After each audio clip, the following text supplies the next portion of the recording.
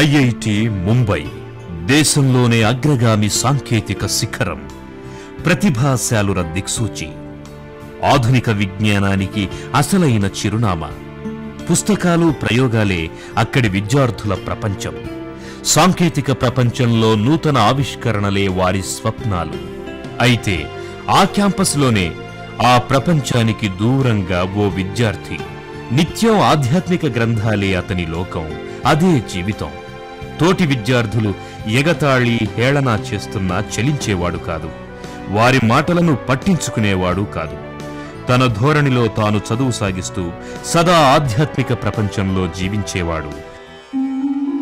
భారతీయ సంస్కృతిని గాఢంగా ప్రేమించేవాడు. భగవద్గీతా సారాన్ని సైతం వంటబట్టించుకున్నాడు. అంతేకాదు, international society for Krishna consciousness అంటే ఇస్కాన్ వ్యవస్థాపకుడు ప్రభుపాద స్వామి సాహిత్యాన్ని క్షుణ్ణంగా అధ్యయనం చేశాడు. ఆ బోధనల పట్ల ఆకర్షితుడయ్యాడు. అయితే ఐఐటిలో చేరిన తమ బిడ్డ గొప్ప ఇంజనీర్ అవుతాడని, తమకి చేదోడు వాదోడుగా నిలుస్తాడని అతని తల్లిదండ్రులు భావించారు. కాని అతను ఆధ్యాత్మికత వైపు ఆసక్తి కనబరుస్తుండడం ఆ తల్లిదండ్రుల్ని కలవరపెట్టింది. అతనికి నచ్చచెప్పినా ఫలితం దక్కలేదు. తాను చదువుకు సంపూర్ణ న్యాయం చేస్తానని, అయితే ఆధ్యాత్మిక భావజాలాన్ని మాత్రం వదులుకునే ప్రసక్తి లేదని ఆ బిడ్డ తేల్చి చెప్పాడు. పరోపకారమే పరమాత్మకి చేసే ఉపకారమని గీతలో భగవానుడు చెప్పిన మాటలే అతన్ని ఆవహించాయి. దరిద్రనారాయణుల సేవే నిజమైన సేవగా భావించాడు. ఫలితంగా భక్తి మార్గంలోకి మరలి ఆధ్యాత్మికతకు సరికొత్త అర్థం చెప్పాడు. పేదరికంలో మగ్గే పిల్లల కళ్లల్లో కోటి కాంతులు నింపాడు. ఆకలితో అలమటించే చిన్నారులను అక్కున చేర్చుకున్నాడు. అమ్మలా ఆదరించి గోరుముద్దలు తినిపించాడు. ఎండిన డొక్కల్లో జవజీవాల్ని నింపాడు. ఆయన అక్షరాల లక్షలాది మంది పిల్లల పాలిట అన్నదాత, చిన్నారుల ముంగిట అక్షయ పాత్ర. మధు పండిట్ దాస్, సచ్చిదానంద విగ్రహ. భగవద్గీతను జీవన వేదంగా భావించే మధు పండిట్ దాస్ 1956 సెప్టెంబర్ 11న తమిళనాడులోని నాగర్కోయిల్లో జన్మించారు. ఆయన తల్లి పుష్ప, తండ్రి శాస్త్రవేత్త రవిశంకర్. 1985లో శ్రీలతను వివాహమాడారు. మధు పండిట్ దాస్ అసలు పేరు మధుసూదన్. చిన్నతనం నుంచే సేవా కార్యక్రమాల పట్ల మక్కువ ఎక్కువ. ప్రీ డిగ్రీ విద్యార్థిగా ఉన్నప్పుడే కళాశాల విద్యార్థి విభాగంలో చురుకైన పాత్రను పోషించాడు. సేవా కార్యక్రమాలలో పాలు పంచుకుంటూనే చదువులో ప్రతిభ చాటుకునేవాడు. అంతేకాదు, అఖిల భారత స్థాయిలో నిర్వహించే national science talent search program entrance లో విజయం సాధించాడు. ఆ తరువాత ఏకంగా ముంబై ఐఐటిలో సీటు సంపాదించుకున్నాడు. బీటెక్ చదువుతున్న సందర్భంలోనే ఇస్కాన్ వ్యవస్థాపకుడు ప్రభుపాద స్వామి రాసిన గ్రంథాలు చదివి ప్రభావితుడయ్యాడు. 1980లో ముంబై ఐఐటిలోనే బీటెక్ పూర్తి చేసుకుని ఎంటెక్లో ప్రవేశం పొందాడు. ఆ సమయంలో ఇస్కాన్ సిద్ధాంతాల పట్ల పూర్తిగా ఆకర్షితుడై ఆ సంస్థలో సభ్యత్వాన్ని స్వీకరించడానికి నిశ్చయించుకున్నాడు. ఎంటెక్ పూర్తి చేశాక ఇస్కాన్లో చేరాడు. తన పేరుని మధు పండిట్ దాసుగా మార్చుకున్నాడు. ఇస్కాన్ సభ్యుడిగా ఆయన దక్షిణ భారతంలోని వివిధ రాష్ట్రాల్లో పర్యటించారు. ఆ సంస్థ కార్యకలాపాల్ని విస్తృత స్థాయిలో ప్రచారం చేశారు. ఫలితంగా ఆయన ఇస్కాన్ త్రివేంద్రం విభాగానికి అధ్యక్షులుగా నియమితులయ్యారు. తన కార్యదక్షతతో కొద్ది కాలంలోనే ఆ రాష్ట్ర విభాగాన్ని సమర్థంగా తీర్చిదిద్దారు. అక్కడ అనేక సమాజహిత కార్యక్రమాలను నిర్వహించారు. ఆయన పనితీరు చూసి కేంద్ర కమిటీ తిరిగి బెంగళూరు విభాగం బాధ్యతల్ని ఆయనకు కట్టబెట్టింది. మధు పండిట్ దాస్ నిర్వాహక బాధ్యతలు స్వీకరించగానే మొత్తం బెంగళూరు విభాగం స్వరూప స్వభావాలనే మార్చేశారు. కొద్ది కాలానికే భక్తులను సమీకరించి వారిని సేవారంగాల వైపు మళ్లించడంలో సఫలీకృతులయ్యారు. ఆ సమయంలో బెంగళూరు విభాగం ఓ అపార్ట్మెంట్ ఫ్లాట్లో తన కార్యక్రమాలను సాగించేది.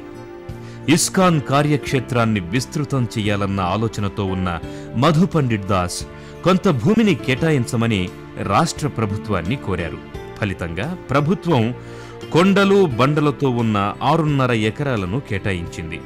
అది చూసి అంతా పెదవి విరిచారు.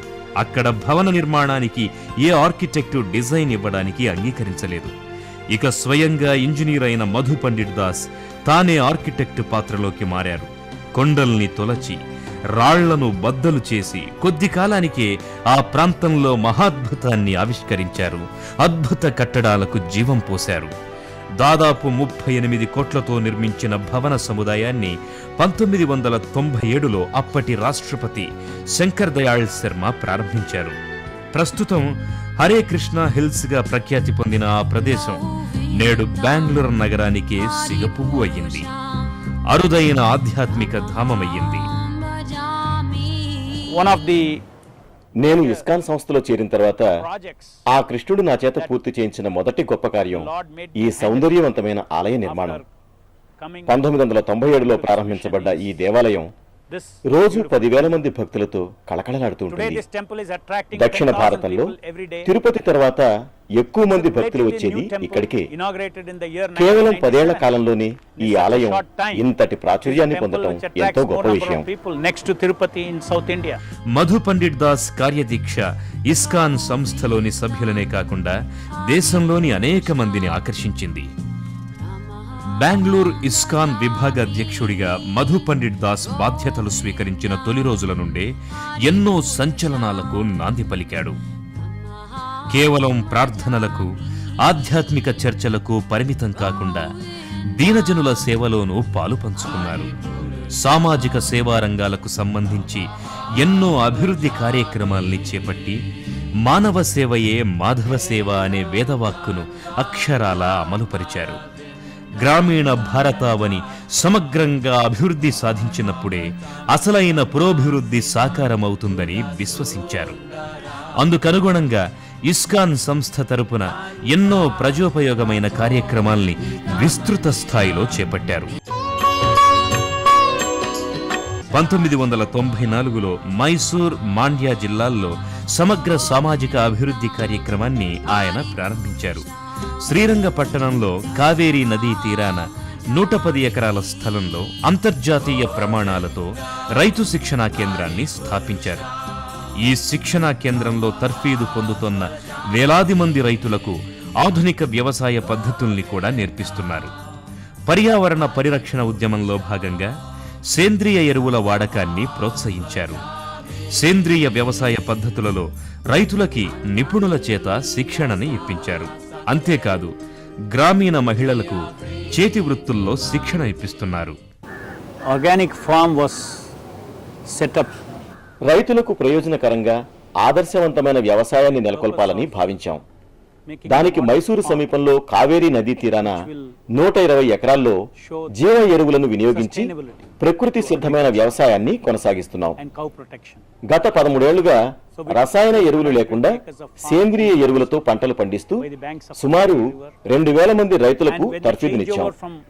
రైతులు వ్యవసాయ సాగు తీరులో మార్పు మూలంగా వచ్చే నష్టాలను మేం భరించాం.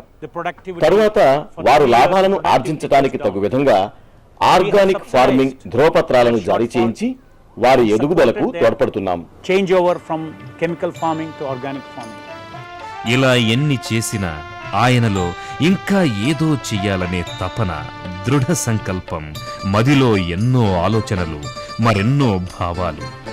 ఈ నేపథ్యంలో ఓ రోజు ఇస్కాన్ వ్యవస్థాపకులు ప్రభుపాద స్వామి కర్ణాటకలోని ఓ గ్రామానికి వెళ్లారు. అక్కడ అన్న సంతర్పణ జరిగింది. వందలాది మంది సహపంక్తి భోజనం చేశారు. భోజనాలయ్యాక విస్తరాకుల్ని పడేస్తుంటే కుక్కలు వాటిపై పడి ఎంగిలి మెతుకుల్ని ఆబగా తింటున్నాయి.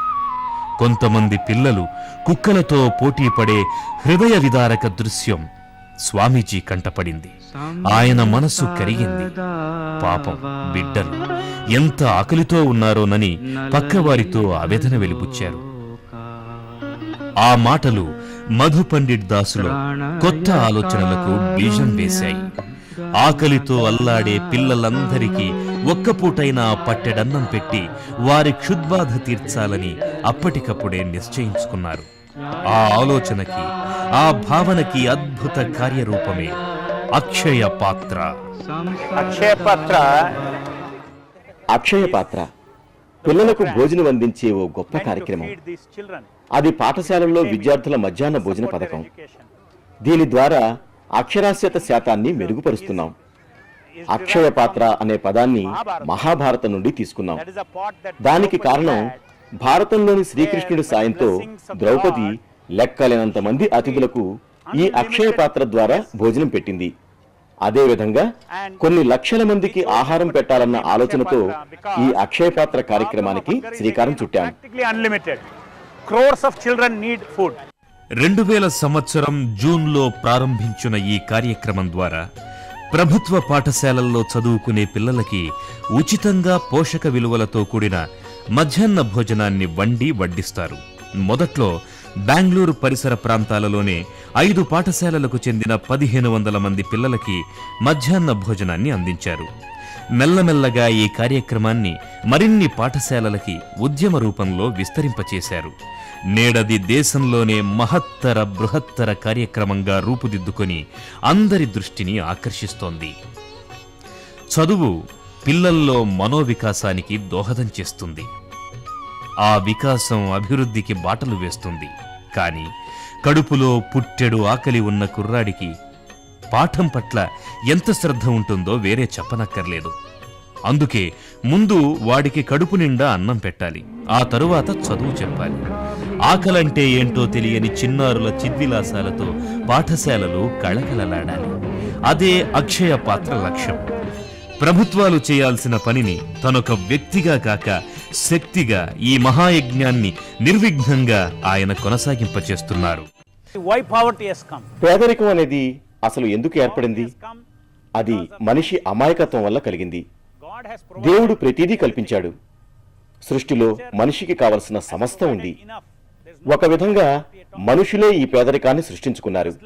వారే దీన్ని రూపుమాపాలి. స్వార్థపరత్వమే పేదరికానికి పరాకాష్ట. నేను దినపత్రికల్లో చదివాను, ప్రపంచంలోని 7 ధనవంతులు తలుచుకుంటే ఈ భూమి మీద పేదరికం అనేది ఉండదని. నిజమే, కానీ అది జరుగుతుందా? భక్తి ద్వారా పేదరికాన్ని పారదోలవచ్చు. నిర్మల హృదయం కలిగి స్వార్థాన్ని వదిలి మానవ సేవే మాధవ సేవ అన్న నీతిని పాటిస్తే ఈ లోకంలో పేదరికాన్ని అంతం చేయవచ్చు. తొలినాళ్లలో బెంగళూరుకే పరిమితమైన పథకాన్ని కర్ణాటకలోని మైసూర్, మంగళూరు, హుబ్లీ, ధార్వాడ్, బళ్ళారి జిల్లాలకు విస్తరింపచేశారు. కేవలం కర్ణాటకలోనే కాకుండా దేశవ్యాప్తంగా 9 రాష్ట్రాల్లోని 19 ప్రాంతాల్లో 13 లక్షల మంది చిన్నారులకు నేడు మధ్యాహ్నం ఆహారాన్ని అక్షయ పాత్ర అందిస్తోంది. దేశంలోనే అతిపెద్ద మధ్యాహ్న భోజన పథకంగా ఈ అక్షయ పాత్ర రూపాంతరం చెందింది. 2003లో అక్షయ పాత్ర ఫౌండేషన్ ఓ స్వతంత్ర సంస్థగా ఆవిర్భవించింది. ఫౌండేషన్ కార్యక్రమాల్ని నిర్విరామంగా కొనసాగించడానికి నిధుల సమీకరణ కీలకాంశమైంది. కొన్ని రాష్ట్ర ప్రభుత్వాలు మధ్యాహ్న భోజన పథకం నిధుల్ని అక్షయ పాత్ర ఫౌండేషన్కు బదలాయిస్తున్నాయి. పిల్లలకు అన్నం పెట్టే బాధ్యతని ఈ సంస్థకి అప్పగిస్తున్నాయి. ఫలితంగా ఈ మహాయజ్ఞంలో కార్పొరేట్ సంస్థల్ని కూడా మధు పండిట్ దాస్ భాగస్వాముల్ని చేశారు. ఆయన చిత్తశుద్ధి, సేవాభావం, కార్యదీక్షాదక్షతలకి కార్పొరేట్ సంస్థలు ముగ్ధులయ్యాయి. అలా అక్షయ పాత్రకి తొలిసారి ఆత్మీయ హస్తాన్ని అందించింది ఇన్ఫోసిస్ ఫౌండేషన్. ఆ ఫౌండేషన్ అధ్యక్షురాలు సుధామూర్తి. మధు పండిట్ దాస్ కార్యాచరణ ప్రణాళికకి ఆమె ప్రభావితులయ్యారు. ఫలితంగా హుబ్లీ, ధార్వాడ్ పట్టణాల్లోని 25,000 మంది పిల్లల భోజన బాధ్యతని సుధామూర్తి స్వీకరించింది. కార్పొరేట్ సంస్థలతో సత్సంబంధాల్ని నిర్వహిస్తూ వారికి అక్షయ పాత్ర అనే అద్భుత కార్యక్రమం గురించి మధు పండిట్ దాస్ తరచూ వివరించేవారు. పర్యవసానంగా అక్షయ పాత్ర మహాయజ్ఞంలో ఎందరో పాలుపంచుకుంటున్నారు. కర్ణాటక, రాజస్థాన్ రాష్ట్ర ప్రభుత్వాలతో సహా దాదాపు 16,000 మంది దాతలు ఈ సత్కార్యంలో మేము సైతం అంటూ తమ ఉదారతను చాటుకుంటున్నారు. మంచి పనికి సాయపడడానికి జనం ఎప్పుడూ సిద్ధంగా ఉంటారు. మనం చేయాల్సిందల్లా వాళ్లలో నమ్మకాన్ని కలిగించడమేనంటారు మధు పండిట్ దాస్. అక్షయ పాత్ర కార్యక్రమం కేవలం వంటకి వడ్డనకే సంబంధించింది కాదు. ఇది విద్యార్థుల సర్వతోముఖాభివృద్ధికి దోహదం చేసే కార్యక్రమంగా నేడు రూపుదిద్దుకున్నది. అక్షయ పాత్ర పాఠశాలలకి సరస్వతీ కళని ఆపాదించింది. విద్యార్థుల హాజరీ 100%తో పాఠశాలలన్నీ సందడిగా మారాయి. నిరుపేద కుటుంబాలకి అక్షయ పాత్ర ఓ వరప్రసాదమయ్యింది. చదువుతో పాటు భోజనం కూడా లభ్యమవుతుండటంతో తమ పిల్లల్ని పాఠశాలలకి పంపించడానికి తల్లిదండ్రులు ఉత్సాహాన్ని ప్రదర్శిస్తున్నారు. ఈ పథకం ద్వారా పాఠశాల పిల్లలు పోషక విలువల స్థాయిని పెంపొందించుకోగలిగారు. పాఠశాలల్లో, క్రీడా మైదానాల్లో ఉత్సాహం పోటెత్తుతోంది. ఫౌండేషన్కు అధ్యక్షుడిగానే కాక మధు పండిట్ దాస్ మరెన్నో బాధ్యతల్ని నిర్వహిస్తున్నారు. ఇస్కాన్ బోర్డు చైర్మన్గా, ఇస్కాన్ కర్ణాటక సొసైటీకి అధ్యక్షుడిగా, పరిపాలక మండలి సభ్యుడిగా, బెంగళూరులోని ఇస్కాన్ దేవాలయానికి అధ్యక్షుడిగా, కృష్ణా హెరిటేజ్ గ్రూప్ ఆఫ్ ట్రస్ట్లకు మేనేజింగ్ ట్రస్టీగా తన సేవలనందిస్తున్నారు. అయితే ఆయన మానసపుత్రిక అయిన అక్షయ పాత్ర కార్యక్రమం అంటే ఆయనకు ఎంతో మక్కువ. అక్షయ పాత్రకు సంబంధించిన ప్రతి అంశాన్ని ఆయనే స్వయంగా పర్యవేక్షిస్తారు. వంటకాల తయారీ నుంచి అవి పాఠశాలలకు సరఫరా అయ్యేంత వరకు ఎక్కడా రాజీ పడకుండా ఉన్నత ప్రమాణాల్ని పాటించడంలో ఆయన ప్రత్యేక శ్రద్ధను కనబరుస్తారు. ఐఐటి పూర్వ విద్యార్థి అయిన మధు పండిట్ దాస్ అక్షయ పాత్ర కార్యక్రమ నిర్వహణకు టెక్నాలజీ సహకారాన్ని సంపూర్ణంగా తీసుకున్నారు. ఆధునిక సాంకేతిక పరిజ్ఞానాన్ని అక్షయ పాత్రకు అన్వయించి లక్షలాది మంది పిల్లలకు ఆకలి తీరుస్తున్నారు. ఇందులో పనిచేయగోరే వారికి ముందు ప్రత్యేక శిక్షణ ఇస్తారు. ఇందుకుగాను ఆయన ఓ శిక్షణా కేంద్రాన్ని కూడా నెలకొల్పారు. అంకిత భావమే పరమావధిగా భావించే సిబ్బందినే ఆయన స్వయంగా ఎంపిక చేస్తారు. సాంకేతిక నైపుణ్యం ఆసరాగా కొనసాగే మధ్యాహ్న భోజన తయారీ అంతా ఓ పద్ధతి ప్రకారం ఉంటుంది. Steam boiler, conveyor system, high speed cutting machine, ఇలా వంటకి నీళ్లు మరిగించడం నుంచి వంట తయారయ్యాక వ్యాన్లలోకి ఎక్కించడం వరకు అంతా అత్యాధునికమే. శుచి, శుభ్రత, రుచి, పోషక విలువల విషయంలో జాగ్రత్తలు పాటిస్తారు. ప్రతిరోజు తెల్లవారుజామున 3 గంటలకే వంట పని మొదలవుతుంది. సాంబారు వంటి ద్రావకాల తయారీ పూర్తవగానే పైప్ లైన్ల ద్వారా కంటైనర్లలోకి పంపిస్తారు. సేంద్రియ ఎరువులతో పండిన పంటలనే వంటలకి ఉపయోగిస్తారు. 4 గంటల్లో లక్షలాది మందికి వంట తయారవుతుంది.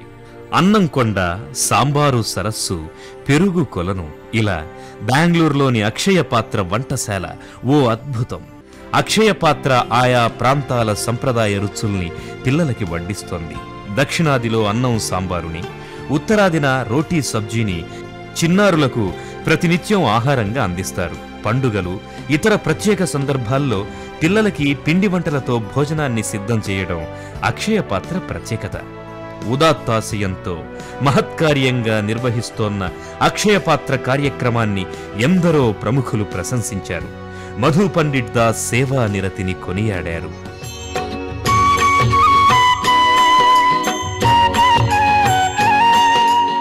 ఇందులో భాగంగా చురుకైన పిల్లలకి ఉపకార వేతనాన్ని అందిస్తున్నారు.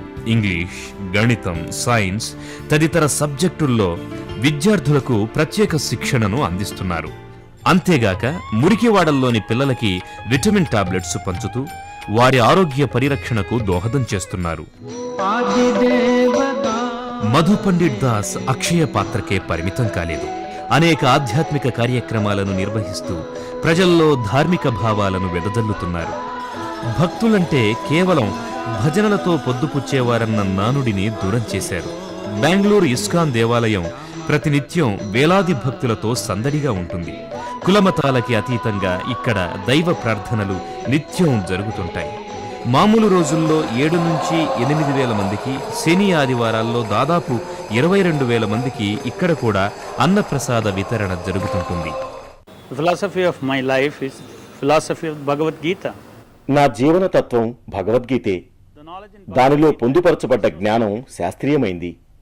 మనిషి ఎవరు, ఏమిటి అనే విషయాన్ని ఇది చాలా స్పష్టంగా చెప్తుంది. ఇంద్రియాణి పరాణి ఆహు, ఇంద్రియభ్య పరః మనసస్తు పరహా బుద్ధి. శ్రీకృష్ణ పరమాత్మ బోధనల ప్రకారం మనం అంటే శరీరాలు కాదు. శరీరం మన మూర్తిమత్వంలోని ఓ భాగం మాత్రమే.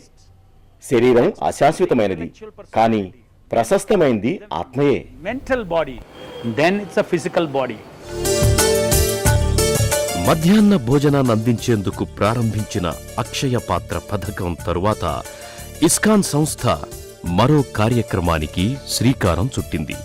అదే భోజనామృత పథకం. ఈ పథకం ద్వారా ఆరోగ్య సమస్యలతో ప్రభుత్వ ఆసుపత్రుల్లో చికిత్స పొందుతున్న రోగులు, వారి బంధువులకు ఆకలి తీర్చి ఆసరాగా నిలబడడమే దీని ముఖ్యోద్దేశం. ఏడాదిన్నర క్రితమే హైదరాబాదులో ప్రారంభించిన భోజనామృత కార్యక్రమానికి ఆసుపత్రుల యాజమాన్యాలతో పాటు రోగుల బంధువుల నుంచి మంచి స్పందన లభిస్తోంది. ఆయన అన్నం పెట్టి ఆదరించడమనే భారతీయ ప్రాచీన విలువకి సరికొత్త అర్థం చెప్పారు. కాలే కడుపుకి తొలుత కావలసింది ఆహారమే తప్ప ఆధ్యాత్మిక బోధనలు కాదు అన్న యథార్థాన్ని ఆచరణలో పెట్టారు. ఓ మహాక్రతువులో ఎందరినో భాగస్వాముల్ని చేశారు. ఏకోన్ముఖంగా ముందుకి నడిపిస్తున్నారు. అసాధ్యాన్ని సుసాధ్యం చేస్తున్నారు. అన్నార్తుల పాలిటి ఆత్మీయ హస్తమయ్యారు. ఆపన్న నేస్తమయ్యారు. సమున్నత లక్ష్య సాధనకే జీవితాన్ని అంకితం చేశారు. అవిశ్రాంతంగా, అప్రతిహతంగా సరికొత్త లక్ష్యాల వైపు పురోగమిస్తున్నారు. భారతీయ యోగి జీవితానికి నిజమైన అర్థాన్ని చాటారు.